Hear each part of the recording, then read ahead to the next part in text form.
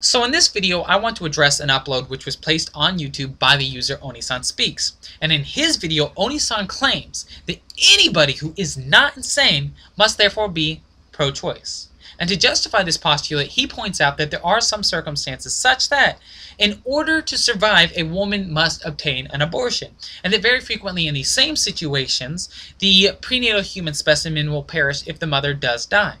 So, according to Onisan, even if we assume that the prenatal human specimen is also a fully morally significant person utterly entitled to a right to life, a sane individual will nevertheless concede that in these circumstances a mother should be allowed to terminate her pregnancy, because sane people know that it is better to save at least one life than it is to allow both to be expired via natural causes, even if in order to save that one life we must preemptively destroy the other. And I don't think that's the case, because if you look at Onisan's argument, you will find it's essentially a lesser evil for the greater good type approach to the issue. He is saying that because violating the child's right to life leads to a more positive outcome than neglecting to do so, that we should be allowed to violate that child's right. But it's very possible for an entirely sane and in fact pro-choice person to disagree with this notion. And to illustrate this, I'll provide an example. Let's say we have this pregnant woman, and if she carries her pregnancy through to term, both she and the child will die. These circumstances do exist, they sometimes occur. Only, this particular woman is so opposed to abortion that she would rather die than terminate her pregnancy.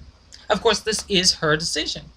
But let's say that one day her husband drugs her and performs this abortion on her while she's unconscious. Well, pro-life or pro-choice, we probably agree that this is a heinous violation of the mother's individual right, because we all agree that women have a right to protect their unborn children. Therefore, performing an abortion upon a woman without her consent, or forcing a woman to obtain an abortion, is a violation of that individual's right to protect her unborn child. And that's not okay. Only in this situation, we also know that by violating her individual right, her husband is saving her life. So what we see is that by violating her individual right, he avoids a zero-sum outcome where both the mother and the child die and nobody wins. On the other hand, because he violated her individual right, she gets to live. That leads to a positive outcome. So if he neglects to violate her individual right, the outcome is that both the mother and the child die. That's a negative outcome. That's worse than if the mother survives, correct? Yeah, we can probably agree to that notion. And yet, that does not mean that the father can force this woman to obtain an abortion against her will. Most of us probably do not agree with forced abortion. Even though the father feels he has a very good reason saving the mother's life, he does not get to make that determination. Because if we say that an individual or institution can violate another individual's rights, if that individual or institution feels that he, she, or it has a really good reason for doing so, we have to determine how good a reason must be before it sufficiently justifies the violation of individual rights. And in order to do this, we have to endow somebody with the ability to draw the line. But if we give an individual or an institution the power to draw this line, the bar will simply be set wherever it is convenient for the agenda of that individual or organization. So if we say that this father is justified in his action because he felt he had a really, really good reason, then we can also say that a man who beats his wife for not bringing him his beer quickly enough was justified in that decision because he felt he had a really good reason. His reason was that she wasn't bringing him his beer fast enough. So that's according to him, a pretty good reason, if he gets to make that determination.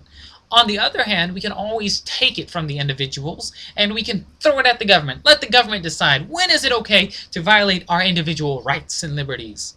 Well, if we do that, then we've just effectively given the government the power to set this bar so low that our rights essentially serve no purpose.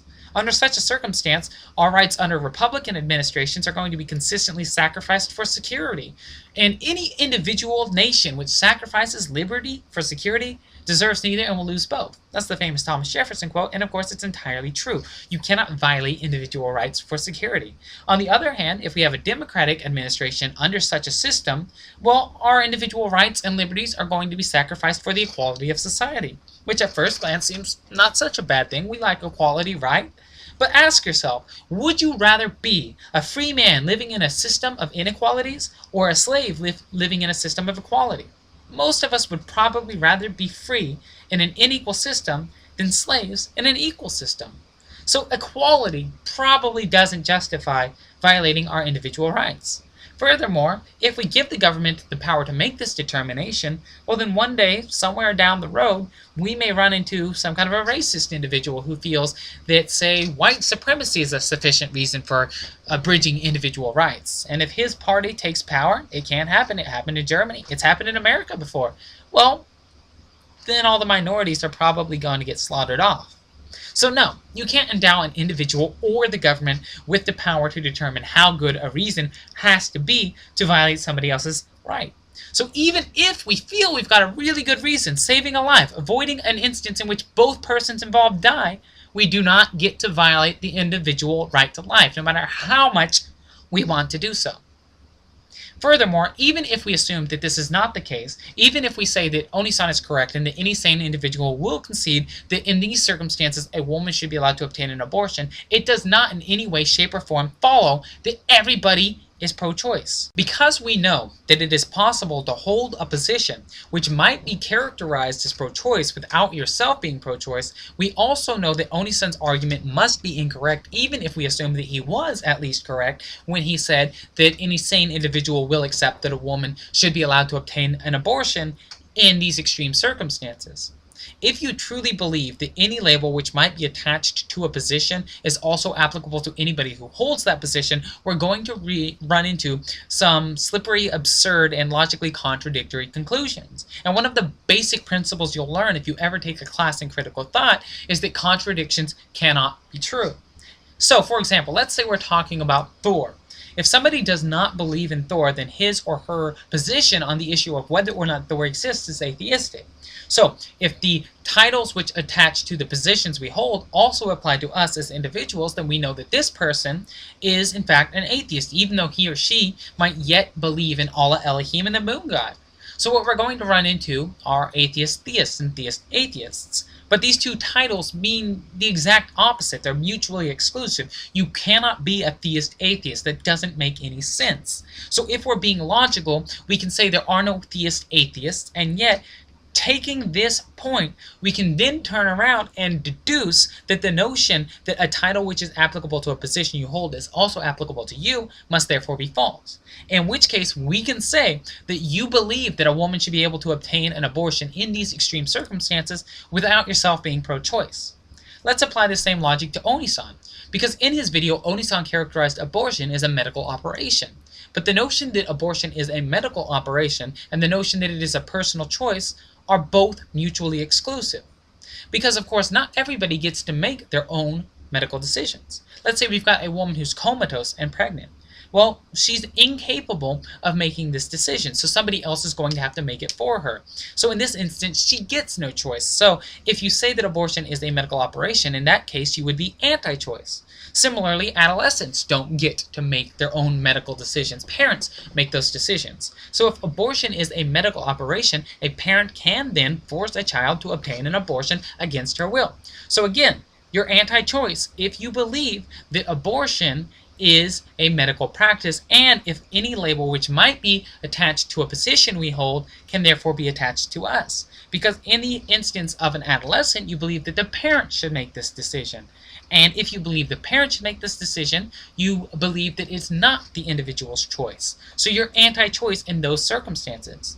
On the other hand, let's say that you're just a regular pro-choice person.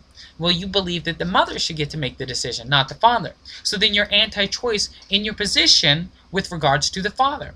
Therefore, you must be an anti-choice, pro-choice person. Well, that doesn't make any sense. You can't be an anti-choice, pro-choice person because, once again, these titles are mutually exclusive. So, I think that I have effectively and thoroughly illustrated the absurdity of this individual's entire video. Onisan, if you disagree, I am very interested in hearing your counter-argument. I'm always open to any comments, questions, or constructive criticisms that anybody might offer, and I would be very eager to discuss this issue in greater depth with you if you would be so kind as to oblige me. So thank you for taking your time to watch my video. I hope you all enjoyed it, and have a nice day.